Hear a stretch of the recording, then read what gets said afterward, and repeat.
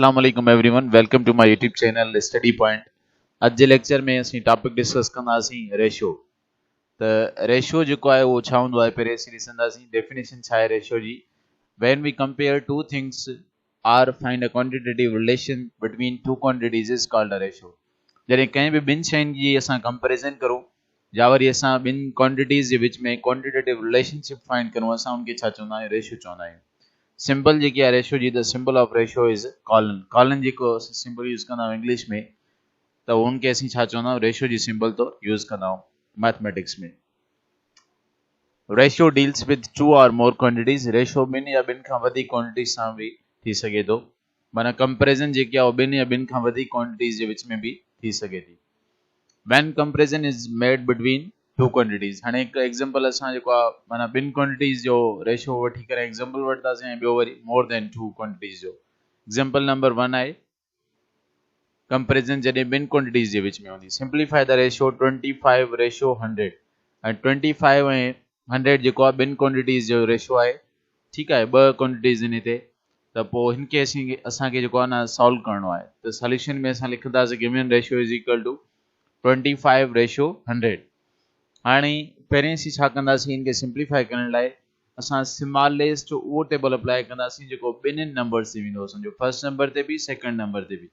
त स्मॉलेस्ट जेको टेबल आहे जेको ॿिन्हिनि नंबर्स ते वञे थो उहो कहिड़ो आहे, 5 जो। सो हिते लिखियल आहे first we apply smallest table on the above ratio I here table of 5। जीअं मथे रेशियो ते कहिड़ो वञे थो, 5 जो टेबल। 5 5 द 25 ऐं 2 5 द 10 ऐं 0 हिते, ऐं 5 जो टेबल मीन्स 100 ते 20 टाइम्स 5:20 थी वियो।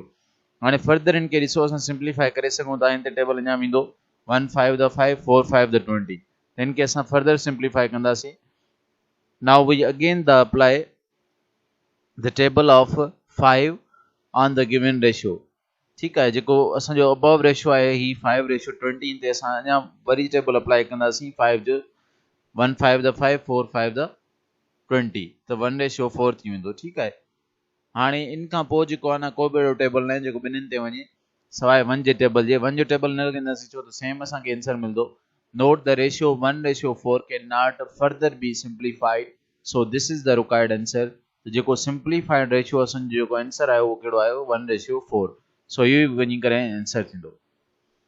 हाणे मथियों जेको एग्जांपल इहो तॾहिं हुयो जॾहिं असां वटि ॿ क्वांटिटीज़ जी कंपेरिजन हुई। हाणे वारो जेको एग्जांपल आहे when comparison is made between more than two quantities। जॾहिं कंपेरिजन ॿिनि शयुनि खां वधीक शयुनि जी अची वेंदी, पोइ असां छा कंदासीं।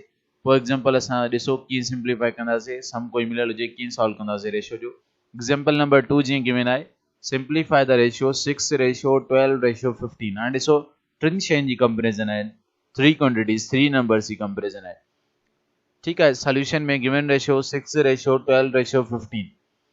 First we apply the smallest same table on the given ratio numbers। हाणे असीं छा कंदासीं, सेम स्मॉलेस्ट टेबल अप्लाई कंदासीं, पर असांखे टेबल उहा अप्लाई करणी आहे स्मॉलेस्ट जेकी टिनी नंबर्स ते। जेकॾहिं 3 नंबर्स गिवन आहिनि त 3 नंबर्स ते सेम टेबल लॻाइणी आहे।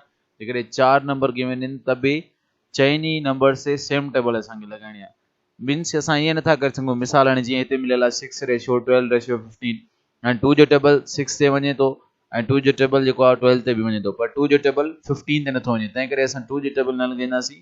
3 जो टेबल असां चेक कंदासीं, 3 जो टेबल 6 ते वञे थो, 3 जो टेबल 12 ते वञे थो, 3 जो टेबल 15 ते बि वञे थो।